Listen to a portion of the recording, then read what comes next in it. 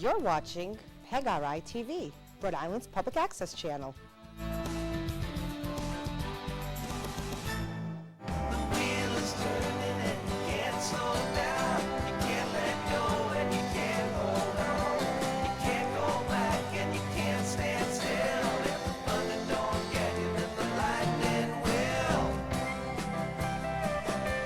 Hello and welcome to the inaugural episode of My Wheelhouse, an exciting basketball show about past, present, and future basketball topics.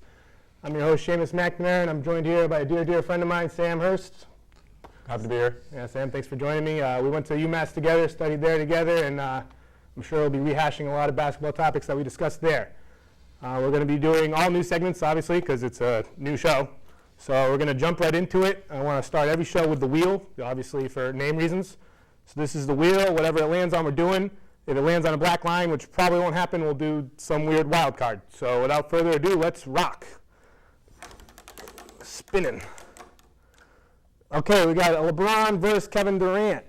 Recently in the media, especially because obviously these two are playing each other in the finals, arguments of whether and when Kevin Durant is going to be surpassing LeBron James as the best player in the league have been hashed up by, infamously, Paul Pierce was the most famous one. The truth. Yeah, so I don't know what he was thinking, but whatever. And then Stephen A. Smith more so. What do you think about this debate? Do you think it has any credit to it? Absolutely. I'm in. I'm sold. I love it. I love the idea of the icon of our generation, LeBron James, being surpassed, the end of an era of bookmarking. There's something picturesque about that. I think that there's a nice, great storyline for the playoffs to have. It's that KD, the Slim Reaper, finally emerging and taking the crown from LeBron. I love that. Money sniper. Yeah. I mean, yeah, I agree 100%. I just don't know if it's that time yet. I mean, storyline-wise, it makes sense, and this would be a good time for it to transition.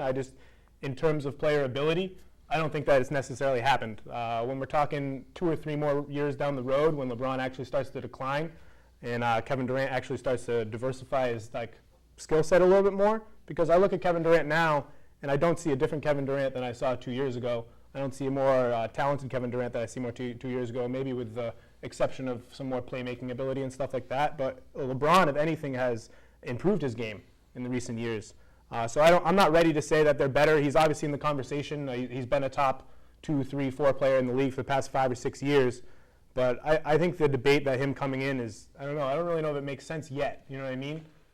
I think it's definitely a valid argument that LeBron has stepped up, but it's hard to separate team from individual. You have someone with so much depth around him, Kevin Durant, where he's able to make certain players better and make his team affected into a more positive way. Whereas LeBron, you've got him carrying the same cast to the NBA Finals every year with Tyronn Lue, who frankly I think is a less accomplished and good technical coach versus someone as Steve Kerr. You see in the end of the game, prime example, Game 3, when the Cavs throw that game away and say what you want. Right. I think that's part of it. It's obvious that you can say the pedestal of the Warriors of this fantastic team really heightens the abilities and just like the media perception of each player in that sense. So I think that's kind of where, in a vacuum, that's where the topic is coming from.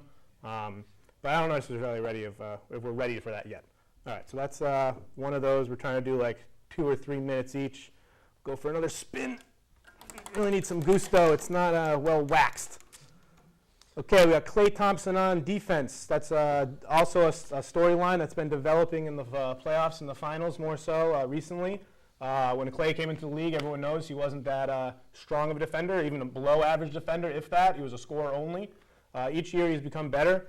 I've considered him definitely progressing to become like a very good defender, and I wasn't ready until these playoffs to title him an elite defender.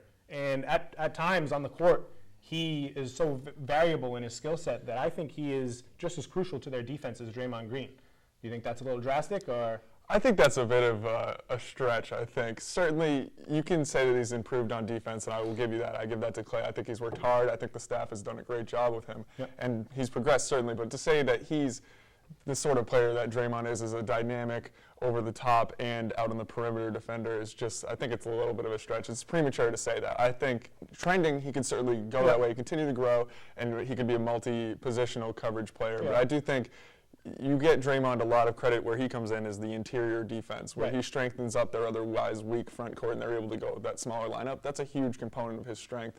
Whereas Klay, I think if you get him down on a weak side switch or something, he's liable to get exposed on defense. I agree with that, but if you look even in this series now, in switches where he was guarding Kevin Love and even Tristan Thompson, he's held his own. Like Kevin Love and all players that switches in games 1 and 2, he was like 2 for the players that were playing against him. Shot 2 for like 19 on Klay Thompson or something like very like just eye-opening like that. Like and he straps down. He uses his weight and his legs. He's stronger now. He has quick arms. He can contain Kyrie, who is the best ball handler in the entire NBA, to a degree. He can contain him. I mean, before Game 3, was Kyrie showing up? No, he was getting strapped. Loose, yeah. He was getting strapped up because of what Klay was putting on him and the way he was pushing around and bodying him. And I kind of think that I think Draymond Green is the most overrated player in NBA history, and we can get to that later. But I think that he is a very, very strong help defender, and he's a great team defender, and he's a great defender when he needs to be depended on when another teammate gets beat. But in terms of individual defense, I see players that are ball handling 3s and 4s, I see them beat Draymond a lot. And when there are players that are taller and have a longer reach, I see them perform well in the post against Draymond. I also see Draymond overreact and play a lot of illegal defense that he gets away with and that he's really desensitizing the refs to, which I hate. I think he's responsible for a lot of illegal changes in the game. So I think I discredit his defensive, and I think the way that Klay plays defense is very fundamental and is very by the book in the way that you're supposed to be playing. I don't see him setting illegal screens or anything like that. I'm just leaning towards him. I'm not ready to say he's a better defender. I'm willing to say I think he's more important. I think I'm okay with that. I can live with him being more important. All right. Next one. Do another. Gusto. Tick, tick, tick. All right, that's on Celtics backcourt. It's pretty close to a black line, but we'll go Celtics backcourt because we want to talk about the Celtics. So right now, obviously, we're set with, we have IT, MVP candidate, probably like 5th or 6th at the worst, finishing and voting for MVP candidate. We have 2 of the best defensive perimeter defenders in the league, in Marcus Smart and Avery Bradley. And we have another guard who's showing a lot of promise to potentially be a starter on another team, in Terry Rozier. Depending on which situation he was in, I could really see him fruiting into an amazing player. So we have the number 1 pick. Overall consensus is that we're going to take Fultz.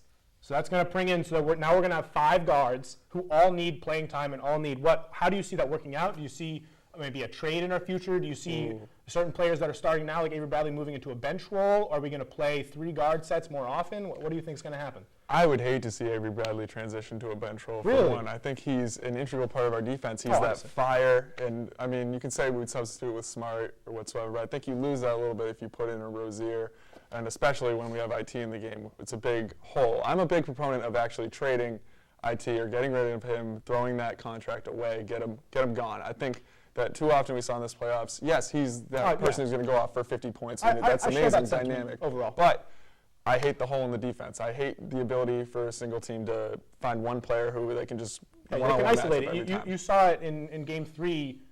Curry, who's frankly a way better defender than Isaiah Thomas, was getting isolated and just picked apart by LeBron and Kyrie on switches. They brought a high pick and roll up with JR. They switched him, and then he just got ate up. He got crossed up, taken to the hoop a couple times. They bodied him. Kyrie had a couple step back, little 18-footers that Steph Curry wasn't even close to him in the same range. So I know exactly what you mean, and I love IT. IT was I think he was my favorite player to watch all year this year. He's fun. But I agree. I think we should get rid of him. I think I love him more than anything. But the main goal is to beat the Warriors. Yeah. So that's the pedestal. And to beat the Warriors, you need to have elite perimeter defense, and you need to have scoring inside, and you need to have a neutralizing wing threat that can just go at least as close to head with Kevin Durant. So you need to be able to neutralize their guards on the defensive end. You need to be able to expose the fact that they don't have that great of a defensive interior defense, especially with Zaza Pachulia and all that baloney. And then you need to be able to just have someone that will be able to contain Kevin Durant, where they can keep him. I mean, even if you're keeping him 25 points a game. Yeah. Contain Kevin Durant. It sounds funny, but if you could do that. So right now we have guards that are doing that, but IT is the hole in that. So I want to transition IT to a big that we can depend in down low. And it's interesting to think about what the market is. I wish we traded for Boogie, but that's an argument for a different day. But I mean, we'll see what happens. I don't know. Absolutely. All right, I think we're do the next one. Another one. We already had that one. Klay Thompson on defense. He's really good.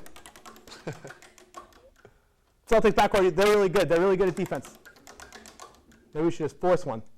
All right, this is another popular topic that the bloated media, it's Warriors versus the Bulls. They kind of shifted a little bit. Bloated media. Classic debate. Yeah, they're really drilling it home. It happens every single year when there's a really good run in the playoffs. It's just second nature for the media to compare greatness now to greatness all time. And I think 98% of the time it's completely erroneous and it makes no sense because of how fantastic it is historically in terms of comparisons with Jordan and other teams and the Laker greats and stuff like that. But I personally think that this Warriors team would be too much for the Bulls team to handle. I mean, it's not a popular opinion, but I'm thinking about this team, and when it's all said and done, Kevin Durant will be a top 15 player all time. Stephen Curry's already the best shooter of all time. Klay Thompson, when it's all said and done, is the second best shooter of all time. Not yet. He's probably like fourth right now, behind like Ray and Reggie. But eventually, he's going to be second if he continues and his career extrapolates over the same amount. So I'm thinking right now, this incredibly shoot-heavy team has coaching that is the best shooting coach that I've ever seen for a team with three-point shooting. Their defense has been perennially in the top of the league ever since they've had Draymond Green. I just don't see Ron Harper and anyone outside of MJ and Scottie Pippen being able to contain the offensive onslaught that they have. And then I don't see, on the flip side, the offensive end other than Jordan. Obviously, he's the best player of all time, but I don't see the offensive firepower on that team behind Jordan where they would be able to make a big enough difference. I don't care what rule they play with. I don't care if they play with the hand-checking rules back then. I don't care if they play with the different zone defensive rules now. I think that the Warriors will win regardless. I'm going to take the opposite side. I think that that's an integral part of the whole argument is what type of rules you play with it. What's the game of basketball that you're playing? That's what I'm saying. I don't think it matters. Basketball, you don't think it matters? I don't think it matters. Steph Curry's getting hit in the ribs every single time he tries to do his little dance. Yeah, he's coming off those screens with all that space. That doesn't happen. That's a whole different game. Yeah, but they're closing out there. Okay, but the screens that they do now fit with the NBA style in the 1990s much more. So they're going to be able to get away with even more than they're getting away with now, in terms of getting players loose and getting players open. You know, like I think I agree. Steph Curry is going to get bodied and beat up, and Draymond Green is going to get absolutely murdered by Dennis. Yeah, he's going to eat him. That's going to be the one matchup that's so clearly just obvious who is just eating the other person. But I just think that there's too much offensive firepower in addition to a consistent defense that it would not overwhelm them. But I think in a game of a 7-game series, I do think that they would come on top 7 out of 10 times. I don't know. I think that we're at an impasse there where I think 7 out of 10 is a crazy, crazy statement. I think that at most you go 50-50 and you think that there's some times when KD is just too much of a freak and Steph goes off maybe from 3. But I think that you got to give it to MJ and Scott. I think you got to give them. I think they're an the elite best defensive team. They're the best duo of all time. Like I think that's what they are. But I'm just looking at this, and in retrospect, when all the players that are on this team right now and their careers are ended, we're going to look on them fondly in the same light that we're looking on the people that supported Jordan. You know what I mean? They're not going to be Jordan's level because Jordan's on his own level. And the only person that can ever be put in comparison with Jordan is LeBron. And whether he'll pass him or not is in a different debate. But these players that are playing on this team right now are going to be in a similar sentence. You can be able to say them in the same sentence that you're going to be able to say Scottie Pippen. You say Scottie Pippen and Draymond Green in the same sentence. No. Draymond Green isn't a top 500 player all time. Are you kidding me? I just said he's the most overrated player ever. That's what I'm saying. I'm poking holes in your argument right there. No, but I'm saying the other players like Kevin Durant is going to be a top 10 player all time when he's all done. You know, he's a top 3 scorer all time already. I think. I hate to say it. He's so soft. Whatever. Next topic. Let's see. Softness of Kevin Durant. It's very soft. What was that? 4 of them? We did 4 of those, I think. I don't know. We'll find out. The big 3. All right. Ice Cube's retired league for 3-on-3 players. Most of which I'm going to pull up the rosters. Most of which are former NBA players, and they are set to begin at the end of this month, I believe. And I'm really excited. We have some really awesome players in there. Jason Williams, White Chocolate, is one of the players. I'm trying to think of some of the Bonsai Wells. Pretty much, if you watched early 2000s basketball, you're going to see some of your favorite schoolyard players and NBA retired players that are just coming up at 40 years old, 50 years old to play some hoops. Yeah, these guys are older. It's going to be rough. It's going to be some rough basketball. It's going to be. I feel like it could be a little bit bumpy at times to watch, but I think overall it's going to be very fun. My friend Biddies, I was just on the phone call with him before we came here, and he was looking at ticket prices because they're going to Chicago, where he's living now, and he said it's like $45. I thought it was going to be way cheaper than that. Wow. $45 is pretty expensive. What's the venue? Are they playing in a big arena? No, it's outdoor. So it's all outdoor stuff. And I think they have like MCs on the court with microphones. Wow, so it's a little bit like A1 Street Ball. Yeah. That's great. I think that's love awesome. That.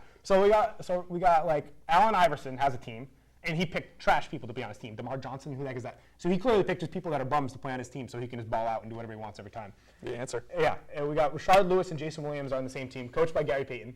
That's my pick to win. The three-headed monsters. I think they're going to win the league. We got Chauncey Billups, Steven Jackson, coached by Charles Oakley. Like there's like very well-known people. George Gervin is a coach. Dr. J is a coach. Clyde Drexler's a coach. Rick Barry is a coach. Yeah. There's Scal. Who's Player X? One of Scal's teammates is Player X. A player to be named later.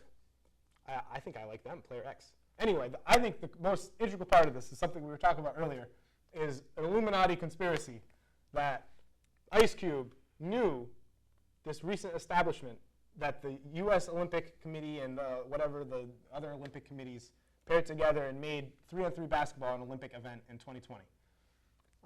So I think that he did it for the exact purpose, right? Is he not going to try to send teams? Exactly. Why else do you start a big 3-on-3 tournament 2 years before it becomes an Olympic sport if you don't have some idea that this is about to blow up?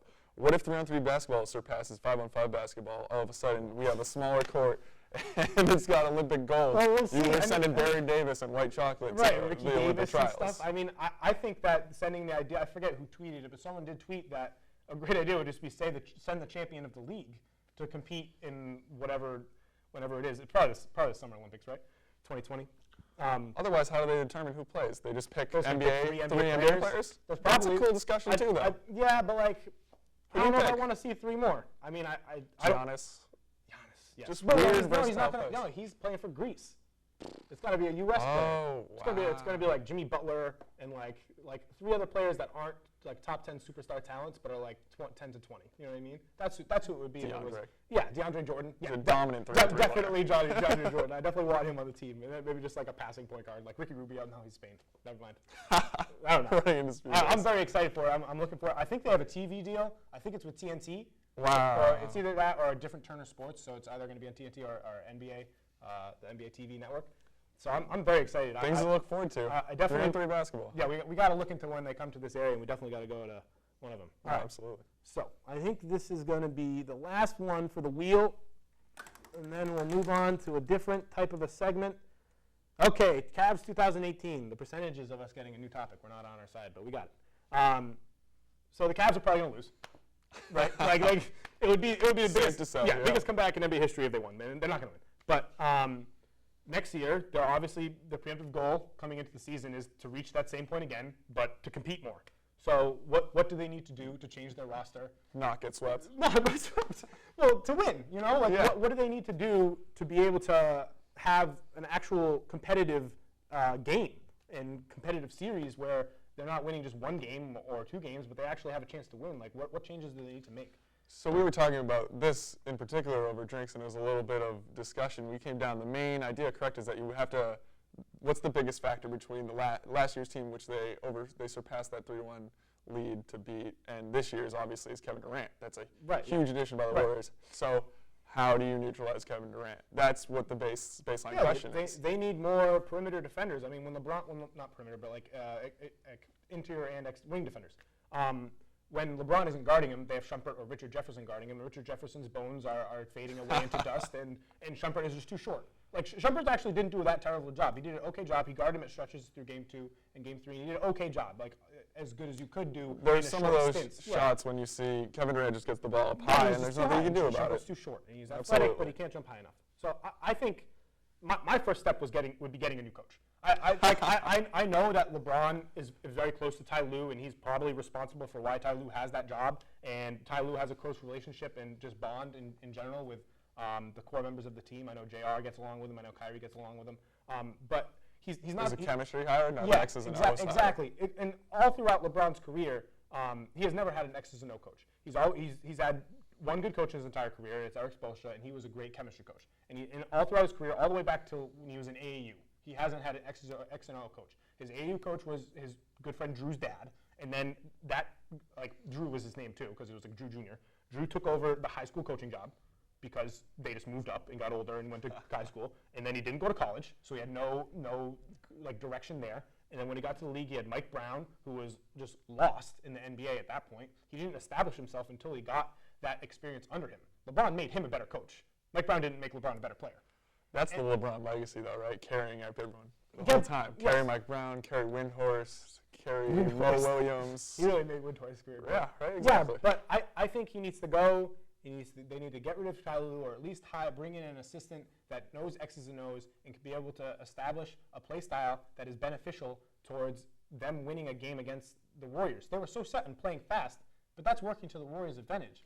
Every time. You know they want to come down and shoot 53s. Last year, the reason that they won was because they slowed the pace down. They really grinded, really just made the guards tired for working. They really just got the bigs in foul trouble. They got Draymond and Zaza and it wasn't Zaza. Whoever, Festus Ezeli, got Festus Ezeli countlessly in foul trouble. So I really just think that they need like a Kevin McHale or someone that would come in and would be able to run a lot of slow-paced plays that would be using 20 seconds of the shot clock and would be able to expose weaknesses in the defense that are Steph Curry and JaVale McGee and Zaza Pachulia, and try to put them in sets where those players are together and they are rotating around one another so that they can eventually get confused and make a mistake. Because their style right now is the same style that the Warriors are doing. They're running quick. Kyrie, if he has the ball and it's like a semi-transition, he's doing a quick dribble move and going to the hoop. And yeah, he's incredible. But all of his shots are such high level difficulty. It's not smart shots. It's smart shots because it's Kyrie Irving, and he's like one of the best finishers the NBA's ever seen. But like, it's not smart basketball if they want to win. So a better X's and O's coach. Yes. And a more athletic Kevin Love, and that fixes I think that was the next thing. Yes, exactly. They needed to jump off of Kevin Love. They needed to see what they can get of him. I mean, he's made leaps and bounds from what he was last year. Last year, he wasn't even playing in this Eastern Conference Finals and part of the finals. But now he actually has a role in this team. He's found a way to contribute in terms of transition, following the ball, and being the open wing three-point shooter. He's really developed a high post game that he didn't really have in Minnesota or in the first couple of years that he came to Cleveland. So I'm looking for him to be moved for an asset that's a bigger body, someone that it would be more of a rim runner, someone that would be more of a defensive presence, someone, I can't really think of someone that would be perfect, but like a glorified, like if they could, obviously they can't get DeAndre Jordan, but if maybe they're blowing it up over there, and maybe you send a 2022 first-round draft pick and Kevin Love and like Amon Shumpert, and you can get DeAndre Jordan, that's a huge improvement. That's something that they need. Absolutely. All right, so that's enough for the wheel. We'll go back to the wheel later. I got my very preemptive shot clock here on my phone. The next segment is going to be shot clock takes. We're just going to fire back one after the other questions. We got 24 seconds to answer it, just like in the NBA. I will start, and I have a timer here. What player out of all players in the draft lottery that's expected coming up, that's in the 20s of June, do you see, yeah, you can click on that. Yeah, do you see being the biggest bust? So I have my money on Josh Jackson. Wow. Yeah. That's not what you said before. I know, hot pick. I switched it up. So really quickly, I think he didn't show up in the tournament when he needed to, and that's my biggest thing that I believe in prospects. You have to be a PTPer, baby. You got to be a prime-time player. Tournaments where they make or break you. And I think he didn't show up. Maybe he's not a hard worker, so he wasn't ready. Yeah, who knows? All right, yeah, that was exactly 24. All right, I'm up next. On my game, yeah. All right, second question is, will either Ball, I can't read your writing, was it? It's about the Alonzo Ball and his younger brothers. So will they be effective as in their NCAA careers at UCLA? So he has two younger brothers, LiAngelo and LaMelo, and I really don't think either of their skills will translate, and I think a take that no one's going to take is I think LiAngelo is going to be better than LaMelo. I think his skills as a 3 and 4 stretch shooter will be more translatable, especially with NCAA kind of leaning more towards that skill, and I think LaMelo is way too turnover prone. All right. Does a sweep by the Warriors tarnish LeBron's legacy? Yes, absolutely. Sweep sends, like I said before, it's a bookmark for LeBron. Instead of the, oh, will he get the 6 rings? Oh, will he become this all-time player? We just instead see the sad frustration where he's talking poor to the media, Yeah. he's talking poor about his teammates, about his coach. Right. I think it's a sinking ship. I think he's got to jump off. Yeah, I agree. Jump off. You think he's leaving? Ooh, talk about that later. All right, I got 4. So I got what's going to happen in Game 4. I really see the Cavs putting it all out there on the floor for the first 3 quarters, similar to how they acted in Game 2 and for the majority of Game 1. They were much more competitive all throughout Game 3, obviously. But I think eventually it's going to get too much for them to handle the Warriors' offense. They're going to deteriorate in the fourth quarter, and I see a 10-point plus loss. Ooh, so sweet. Yeah. Get your brooms out. I'm seeing a sweep. All right, you got, what do you think? We talked a little bit about Markelle Fultz coming to the Celtics, entering in that guard rotation, that guard-thick rotation. What do you think his role is next year? So I think an extension of what we saw with Jaylen Brown, which is Brad really being willing to test out the young player, give him a heavy run during the summer league, try and fit him in with the rotations during practice, start out in the beginning of the season when, we were seeing those little spurts of like 20-minute games every now and again against weak opponents. I think we'll see that sort of thing with a stronger showing in the end of the season. I agree. All right, next up we got, I'm going to skip coaching the Nets because no one wants to talk about that. Will De'Aaron Fox's shooting be an issue at the next level? So right now, De'Aaron Fox, popular lefty, he's rising up draft boards. A lot of people are saying that the Kings are trying to put together a trade package, probably move 5 and 10 together to try to get the 3rd pick to try to draft De'Aaron Fox there. I think that's a good idea. I don't think that his shooting will be a problem. I think that he's going to struggle his rookie year with his shot, but he's got a nice form. He has a good touch in the mid-range, and I think that'll eventually develop to 3-point range. Right now, he's really going to be able to get there. He's going to find open looks because he's really, really fast. He's the fastest player in this draft. He has quick handles off the dribble, so I think he's going to get there, and I don't think it's going to be a problem. John Wall said he saw a lot of himself in De'Aaron Fox. That's a good comp for John Wall to make. Oh, yeah. How old is Thon Maker? Now, this is a matter of serious discussion here. Because Thon Maker, I've never seen any proof of his age. I remember he was playing at UConn, and then he wasn't playing at UConn, and then now he's in the NBA, but he was overseas. Right. A lot of questions for me with this guy. I'm going to say he is listed at 19 on the NBA.com page, and I think he is 26. 26? That's a huge 26. jump. That's 7 years older. Yep. Wow, okay. Last one of these, and then we'll be closing up. I just have a note written about Ante Zizic. He's the big man coming in for the Celtics. We drafted him last year with the 23rd pick, I believe. He's coming in. Everyone's saying that he would be a lottery selection in this draft, which makes me really happy because this draft is very, very deep in the lottery and is projecting to be one of the best lotteries that we've had in very recent years. So I'm looking forward to him coming over. I think he's going to provide some needed rim protection and some really necessary offensive threat in the post. He seems to have a good hook game, and he seems to have a good offensive rebounding awareness. So I'm excited for that. Brad seems like a coach who likes the hook shot out of his bigs. Wow, yeah, you're right. And with that about uses up all the time we have. Next time, we'll be able to talk about topics we have on the wheel we didn't have before. Hopefully, we'll try out some new segments that we didn't try out today. I had a lot of fun. Did you have fun, Sam? Oh, absolutely, Sheamus. I'm sure I'll bring you back for another episode in the near future. But look forward to it. Thank you for joining me in my wheelhouse.